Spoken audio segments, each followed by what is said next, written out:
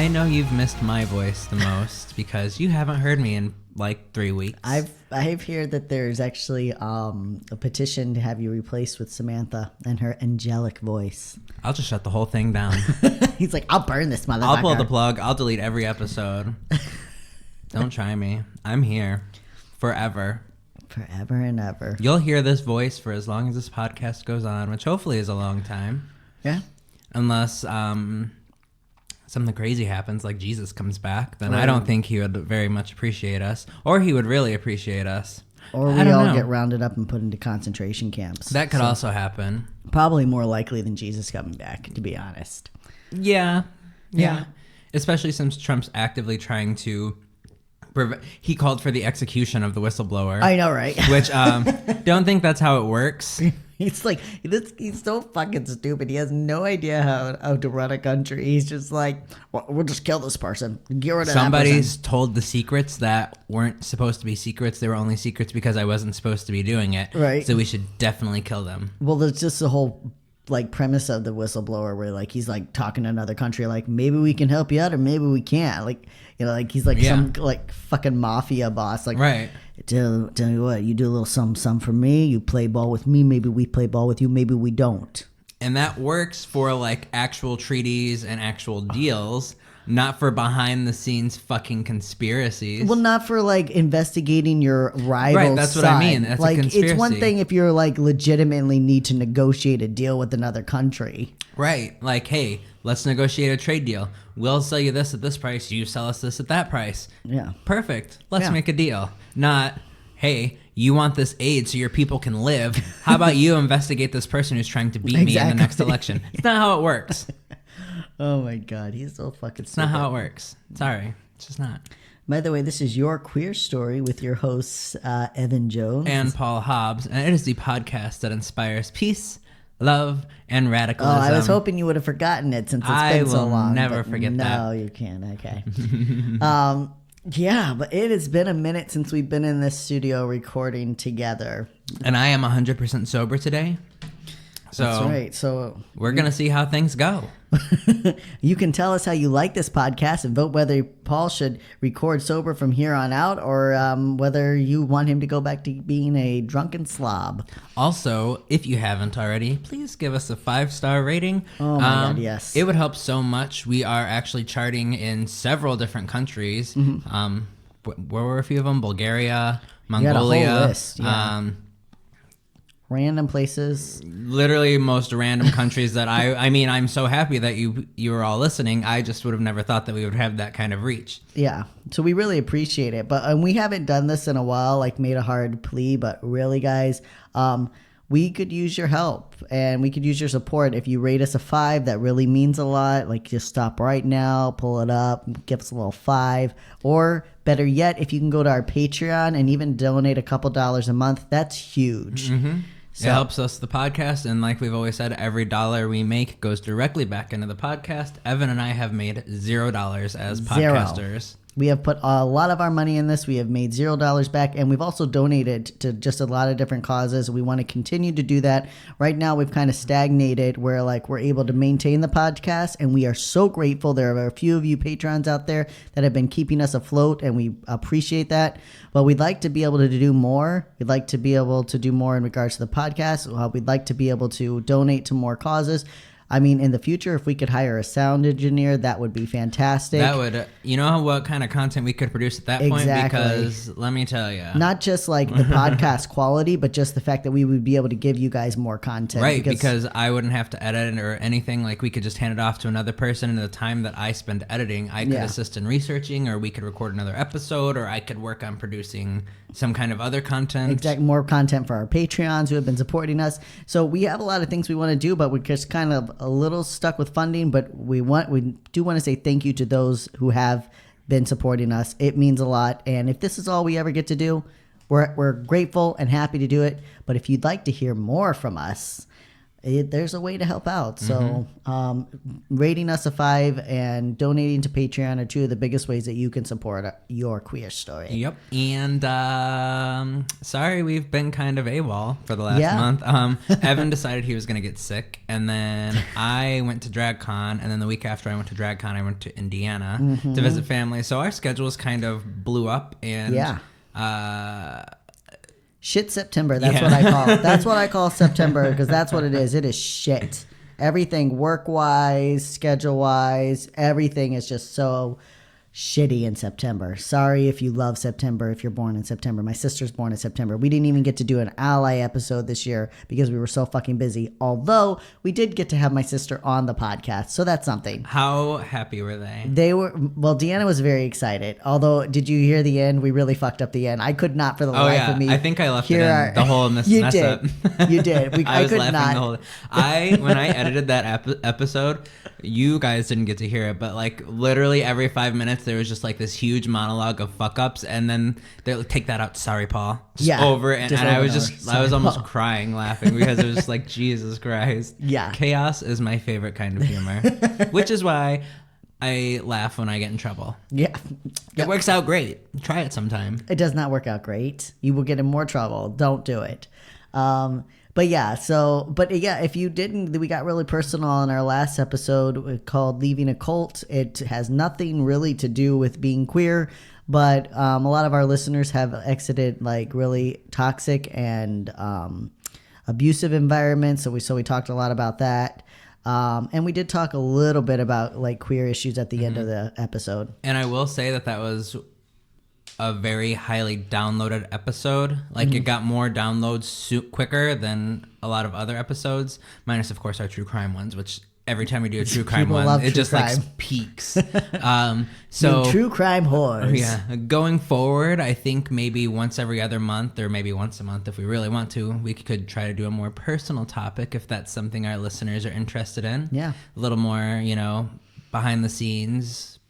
Yeah, whatever you want to know, we'll talk about. You just got to let us know. Just reach out to us, message us, email us at yourqueerstory@gmail.com. Yep. You can message us on Facebook. How's our Twitter doing? I have not been on Twitter in forever. I haven't been on Twitter because I got kicked off and I tried to sign back in and it wouldn't let me sign in. And I did not want to ask you one more time for the fucking Twitter password. So I was like, I hope he's running that thing. Nope, I haven't posted anything. Oh, that's great. Fantastic. I'm posting things on EB&J Sandwich at Twitter, so you can check me out there. All of his 25 followers. Well, actually, I'm now up to like 50 or something, and I'm doing pretty fucking well. Wow, look at you. Yeah.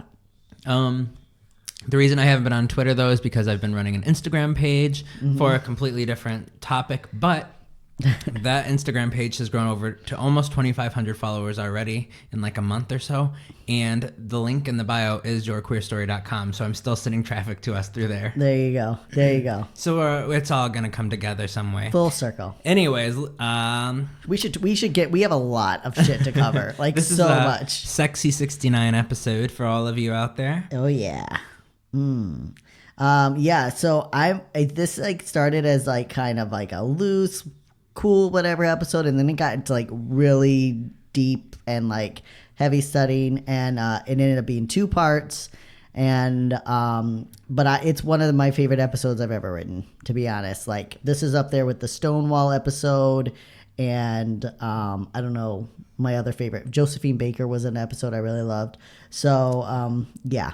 And this is going to bring us into episode 70, everyone. Yeah. Can you believe? I can't believe we're going to have 70 episodes. Crazy. That actually blows my mind. Yeah, but we should get into it, and we're going to try to break this up the way that I have it split up, but if we get too long, we might just abruptly have to cut it off. But don't worry, because we're going to be dropping the second half a lot sooner than we usually do. Normally it's every Wednesday, but the second half is going to drop within a couple days. Sometime before the next Wednesday? Sometime before the next Wednesday. So you're going to have to subscribe so that way when it drops, you get a notification. Exactly. It's going to be a surprise. Before we jump in, I do want to give you a glimpse. If you're like, I hope you guys are back. We are back, and I want to give you a glimpse of our lineup for October. So after it's like this, the TV guide. It is. So this obviously will drop on October 2nd, and then within that week, the second half will drop. Then on October 9th, we have Lizzie Borden we're covering. Exciting. On October 16th, we're covering queer hauntings. On October 23rd, we are covering Henry Lee Lucas and Otis Toole, which if you are a real true crime fan, you know of these awful motherfuckers. But they were also, you have to listen. And then we'll end on, of course, October 30th with our queer holiday, Halloween, obviously. Yes, and also, for one of those episodes, we're going to record dressed in Halloween costumes, and we'll post a picture online. Oh, God. Are you going to be a cowboy? Yeah, maybe I will be a cowboy. It's my go-to outfit, and it's really good. Whatever is the easiest outfit that I can get away with wearing, that's what I'm going to wear. Yep.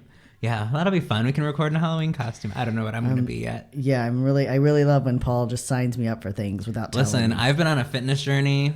I've been looking pretty good. I still got a little bit to go, but I'm looking pretty good. And I'm going to wear a nice little Halloween costume, okay? I'm really excited to sit across from you while you're wearing I'm going to be a nurse or something. I'm the only one that's going to be fucking looking at you. But okay. All of our listeners are going to get to see it. So true. Thank you. But yeah, so October is going to be good. We're doing a lot of like gruesome, true crime, spooky shit to go with the month. And also a lot of fun because the people that either it's fun topics or the people we're covering are fuckheads and we can make fun of them. Yep. So, but we should talk about the history of monogamy and polyamory. So as we dive into today's topic, we will touch on a variety of discussions surrounding polyamory. We will, of course, address the history, but we will also lay down some basic principles and terminologies within the poly world, as well as addressing the many forms of polyamory in which a couple or an individual could partake. In addition, we will stress repeatedly the differences between open relationships, polygamy, and cheating. This is due to the abuse often perpetuated by those who cheat or by religions that endorse polygamy. If all parties are not in a place to consent, fully consenting, and fully aware of what they are consenting to, then that is not a polyamorous relationship. Please do not sully the goodness of polyamory by cheating on your partner and then claiming to be polyamorous. Right? Damn, I can read when I'm not drunk. I know, it's crazy. Oh my God. So before we can get into the modern day culture of polyamory, we must first discuss the evolution of monogamous relationships. And I'm going to be honest, most of this first episode is all about monogamy. In fact, almost all of this first episode is about monogamy, but that's okay. It's fun. So anthropological evidence shows us that our ancestors were polygenic, meaning one male with multiple women. And since humans are descendants of primates, this form of mating makes sense. Of course, not all early men were able to establish their harem of women. Dr. Michael Price of Psychology Today wrote in his article, Why We Think Monogamy is Normal, most ancestral men aspired to polygyny, even though most weren't impressive enough to attract more than one wife. And some ancestral women preferred to be the co-wife of a really impressive man than the sole wife of a second-rate one. So if you're confused at what that means, look up the song called Squidward Knows by Cupcake on YouTube. That'll explain it all.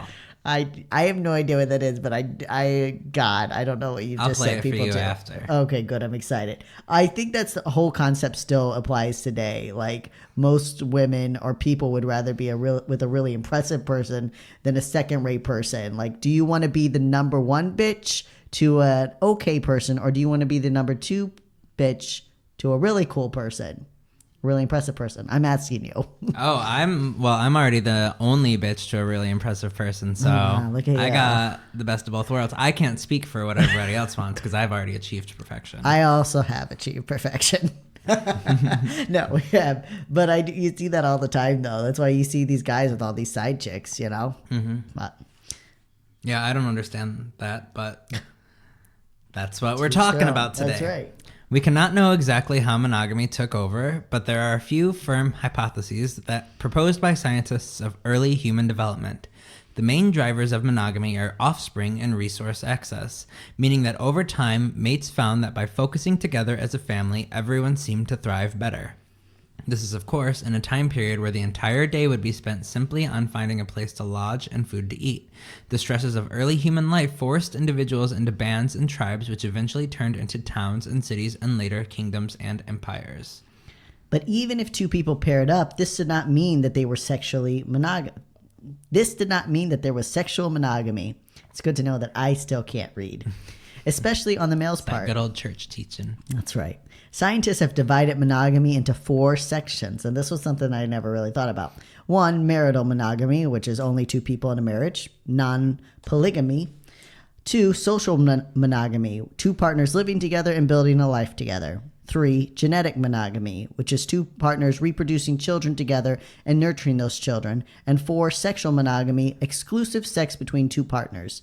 It is not surprising that for most of human existence, the first 3 monogamous relationships have been practiced and cultivated by different societies around the world. But the 4th stage of monogamy, sexual monogamy, is a rather new development in human evolution. In fact, to call it a part of human evolution is a stretch, since sexual monogamy is mostly only practiced in Western civilization.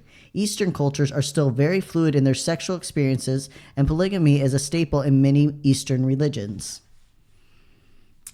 So it's no surprise that the culprit behind monogamy is the same devil that's been ruining all of our fun for the last 2,000 years. Of course, we mean Christianity. Surprise! Every time it just comes back. It's crazy. Who invented that fucking shit? Specifically, the institution of Christianity. Fucking Jesus. Fucking Jesus. He was just trying to do good. Even the religion's holy books is a... Wait, what? Even the religion's... Oh, it should just say holy book, but... Oh. Yeah. Even the religion's holy book is a strong proponent of polygamy. Almost every leader in the Old Testament had multiple wives and lovers. Take Abraham, not Abraham Lincoln, the father of both Judaism and Christianity, and a prophet in Islam. You are literally the only person who ever thinks Abraham Lincoln when you say Abraham. I've never seen the name. Every person. Abraham, he's never seen that name anywhere else. He's like the fucking founder of all monotheism. Do you know any other Abraham? Yeah, what do you mean? Besides this Abraham and Abraham Lincoln? No, I don't. Okay, then. But I always you. think of Abraham. Abraham Lincoln was named after Abraham. Well, not all of us were raised in fucking cults, okay? He had 2 wives and also took his wife's handmaiden, Hagar, to bear them a son. Yes, this is where the theme of The Handmaid's Tale comes from. Yeah, so if you didn't know, so Abraham, what happens is he has a wife named Sarah, and she's infertile. So he's like... So she's frustrated because she wants to have a kid. And so she goes, and I think Abraham had another wife who was bearing children. So now she's jealous. And she goes to him and she's like, fucking slut. I'll show her. She's like, look, she tells Abraham, look, take my handmaiden and you fuck her. And then that'll be my child. And Abraham doesn't want to do it, but she keeps pushing him. So finally he does. He fucks Hagar. She has a child. And then sure enough, as soon as she has the child, Sarah's like, fuck that kid. I don't want that kid. And then Sarah gets blessed and she has a kid. And then she hates Hagar and her kid and she banishes them. But the whole thing of like the handmaid ritual where they lay down and hold the arms, that comes from the story of Abraham. Now see, they always say that the original sin is from Eve eating the apple, but that's the real original sin right there. The real of like this woman forced this other woman to be raped, and then like said that's gonna be my kid, and then kicked the kid out. She wasn't pro-life. She was pro-rape. That's all. No, but it is go that whole thing where it's like it's not really about pro-life. It's about like just pro. She was jealous. Pro my side, pro baby. I don't know. Yeah, it's a very weird story. We also have the evangelical fanboy King David, a man who acquired wives the same way one acquires trophies. Only he didn't keep one trophy at a time like modern day husbands of trophy wives. David was so bent on having any woman he wanted that he even had a man murdered just so David could have the man's wife. And then there's David's son, King Solomon, reported to be the wisest man in the world. Solomon had 700 wives and 300 sex slaves.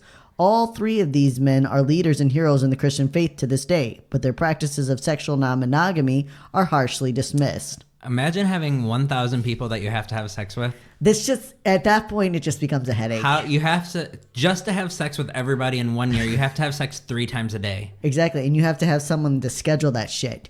And like her name's like Bertha, and she's like, okay, girls, let's get together. You're on Tuesday, and then you'll be on Tuesday next year. You're at 9 a.m., you're at noon, and you're at 6 Everybody, p.m. if you could please keep to the schedule. This is very hard to do. If you have your period, too fucking bad for you.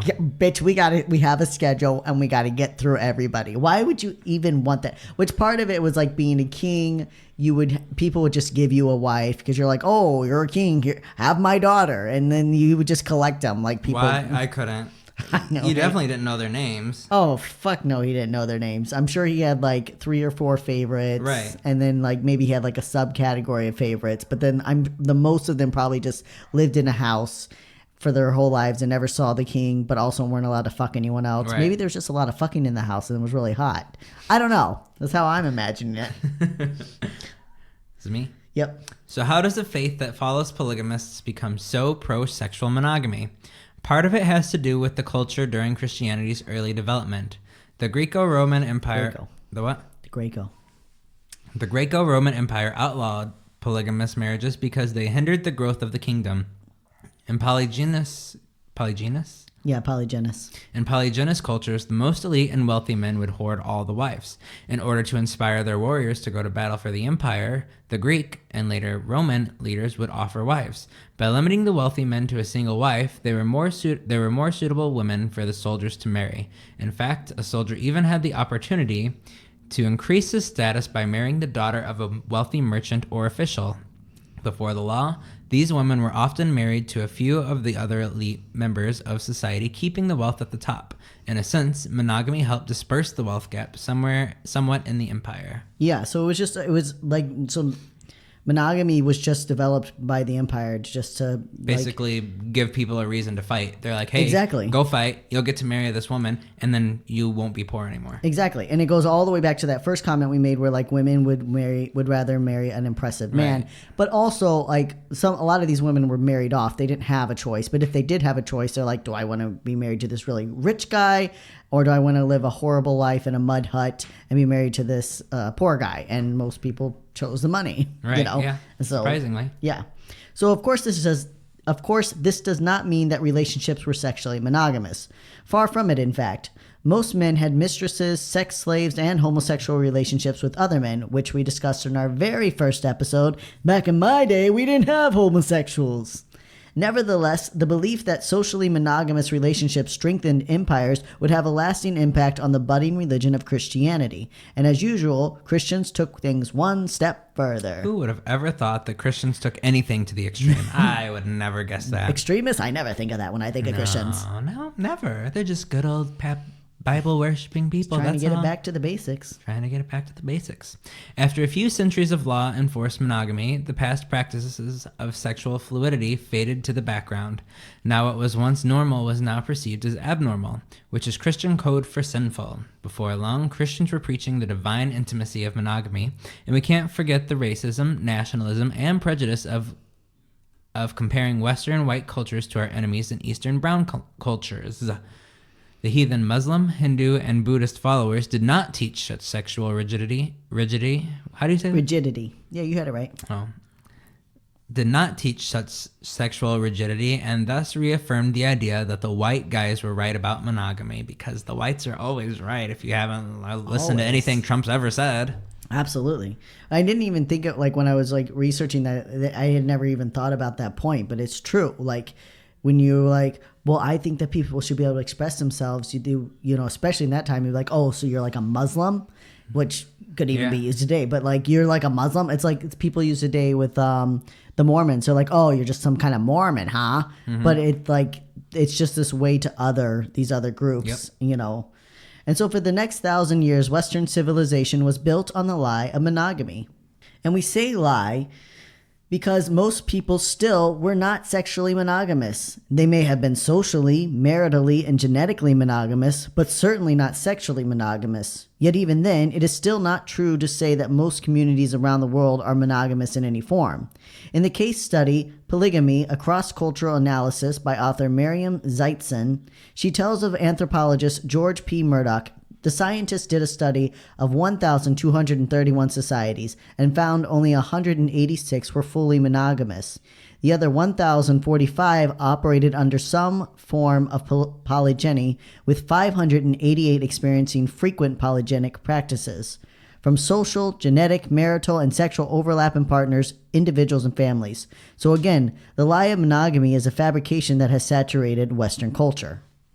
In addition to these facts is the point that Western Christians did not fully practice monogamy, though they did find justifications around the break in their own imposed beliefs.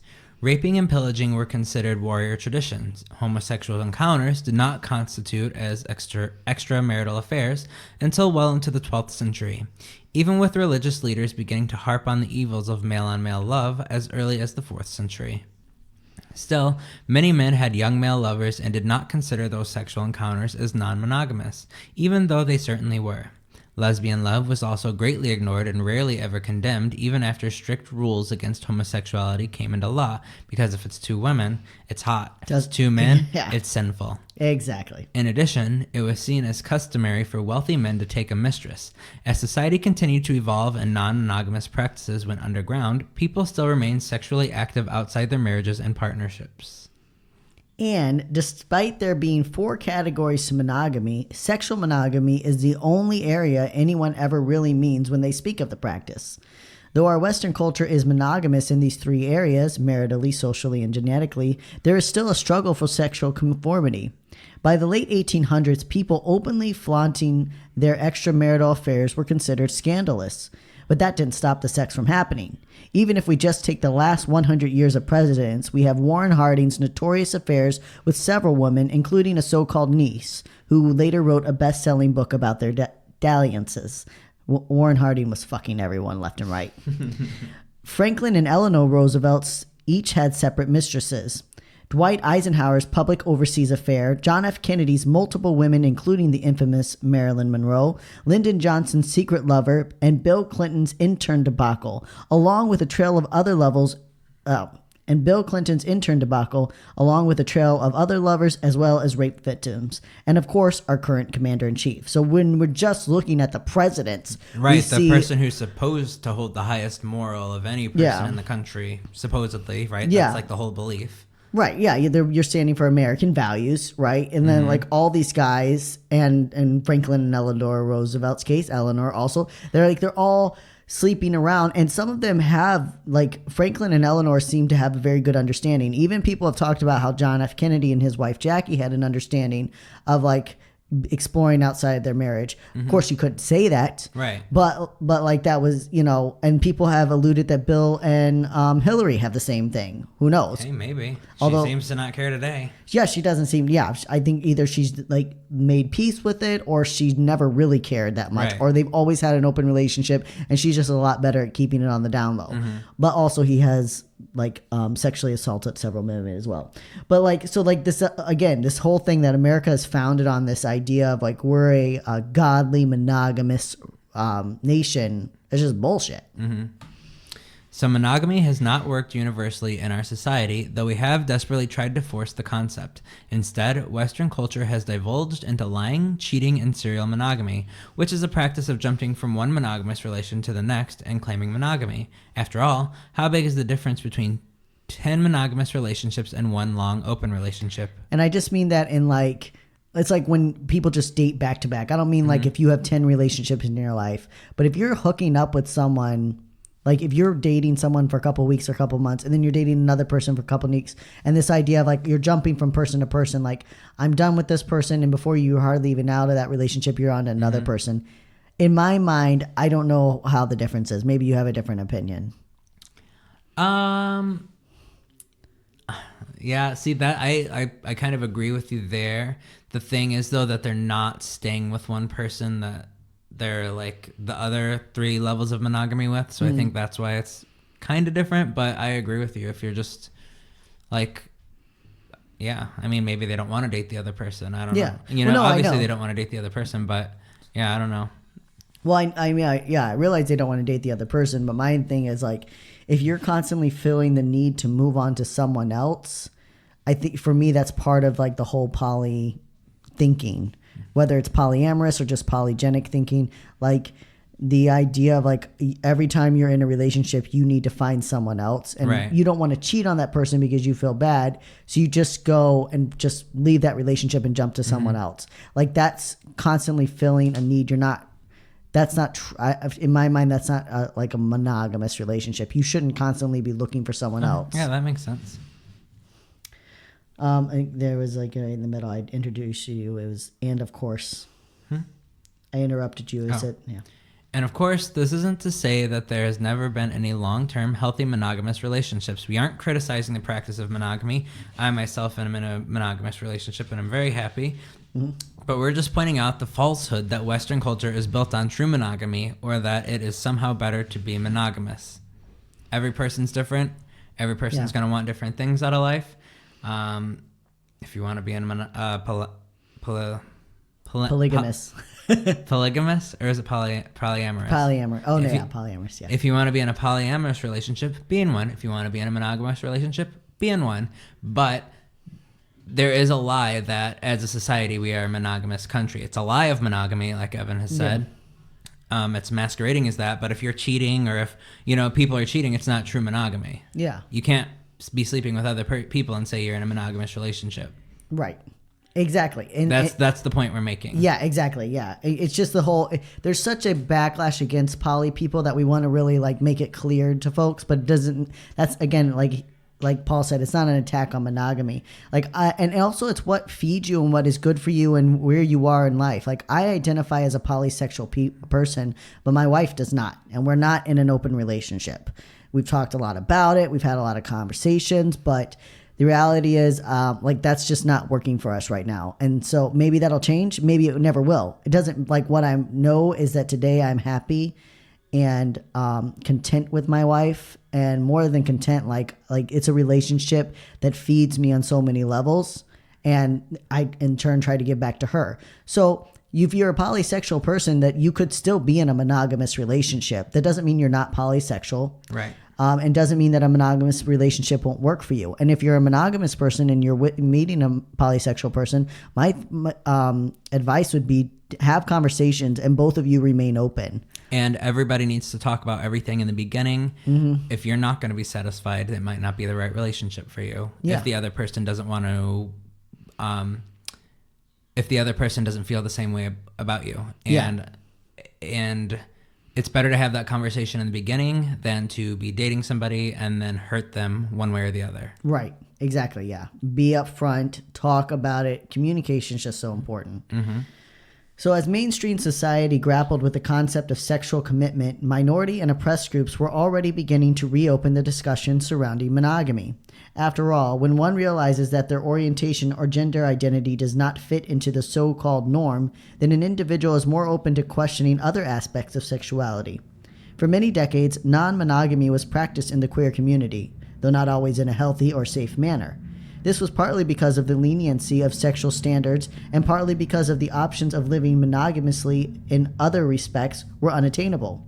Queer couples could not be maritally monogamous, socially monogamous, or genetically monogamous. So sexual monogamy became less important as well. Which makes sense. Yeah, exactly. And but like I said, what it also drove people to was a lot of random hookups and not safe sex, and then and we see what happened from that. But I mean, this is from a society forcing people into these boxes, right? Absolutely, and telling them you don't have an option, which is so crazy. The society that loves and values monogamy is forcing you into a polysexual lifestyle. Yep.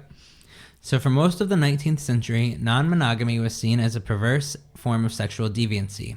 All the while, individuals continued to break the rules within their relationships by having illicit and extramarital affairs, cheating, hiding, lying, and covering up their non-monogamous ways. And this just goes into the repression that people are being forced into. If you feel like you're a polysexual, if you feel like you need to identify as polysexual, identify that way, have that conversation, find somebody who wants to be in that relationship. Or if you're in a relationship with a non-polysexual person and it works, then great. Yeah. But the lying, the cheating, and the hiding is not something that's ever going to work, and it's just going to lead to both of you ending up hurt in the end. Every single time. And I don't know how many times I saw, it was because before I met Samantha, or even before that, long after I came out, I was in a polysexual relationship, and and I would see people in all forms of life, and there were a lot of people that were in open marriages that were fine and good, and there were a lot of people who were lying and hiding to their wives.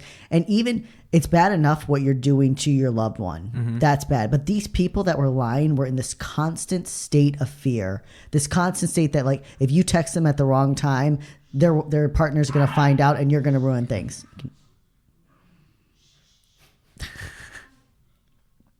These people were in a constant state of fear that their partners were going to find out and catch them. And that's not a way to live. No, you're miserable, and then your partner is going to be miserable. Exactly. And both of you are going to end up hurt for, I mean, if you're in a long-term relationship, years to come. Yeah, exactly. And possibly for the rest of your life, depending on where you're at in life. It does incredible damage, and it is trauma to put someone through that, to take away their security in a relationship because of something you selfishly want. Go to couples counseling. That's what I tell people. Go to couples We counseling. are pro therapy. 100%. I used to go very frequently, like every week when I was in my teens. And I'm thinking about going back just once a month, just to have somebody to check in on, say, hey, here's how I'm doing this month. Oh, yeah. What do you think? Oh, I go to one-on-one therapy every other week. I go to couples therapy every other week just because we like to have someone that you have as a sounding board. And I go to group therapy like a couple times a month. So like I'm up the ass with therapy. It's good. It's a very good thing. And I think that therapy needs to be destigmatized, and mental illness needs to be destigmatized, because the sooner that happens, the more healthy our country will be. Did you see, totally different, did you see what the Fox News host said about Greta Thunberg and how the girl that's from Sweden, and like he like said that we shouldn't be listening to a mentally ill child just because she has Asperger's, and he's like, oh my God. Wow.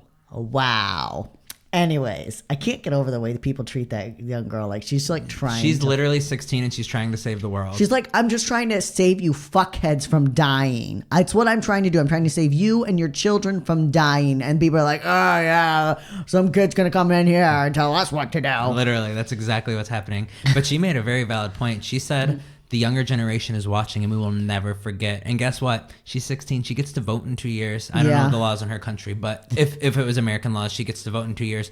And how inspiring is that for other people her age all over the world to see that? Yeah.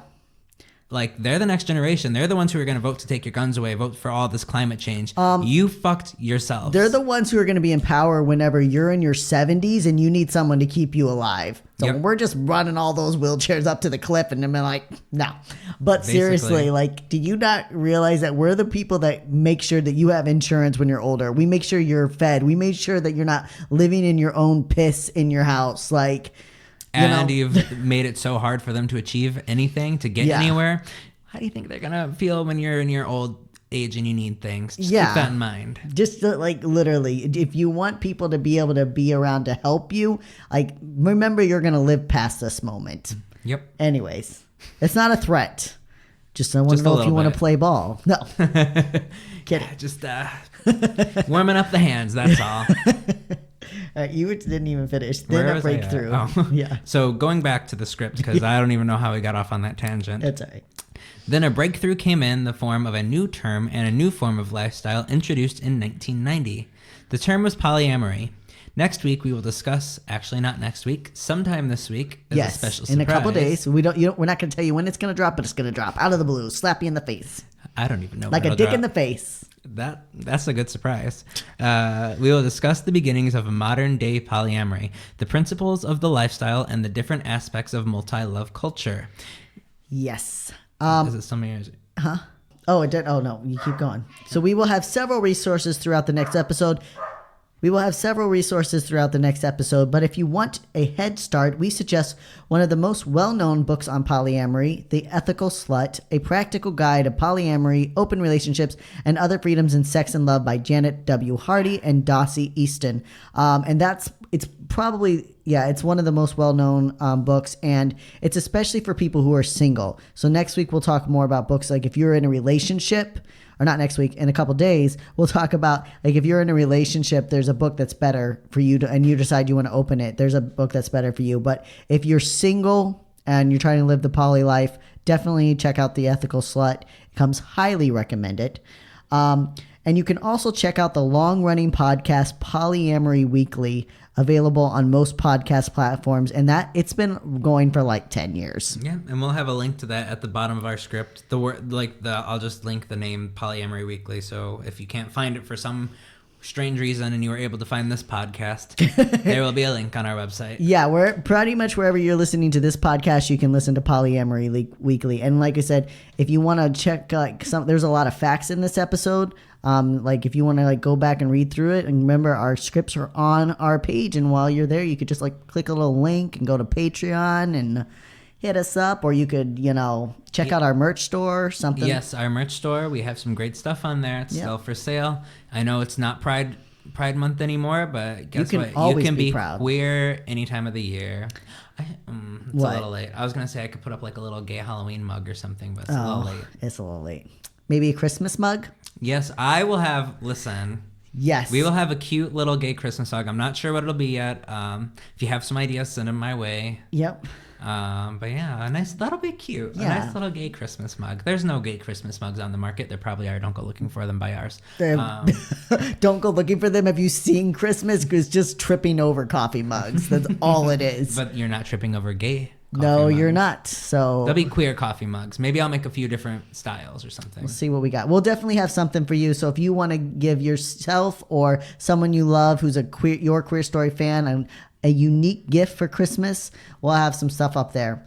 But yeah, so check out those resources. And like we said, be looking, because in a couple days, this second episode is going to drop.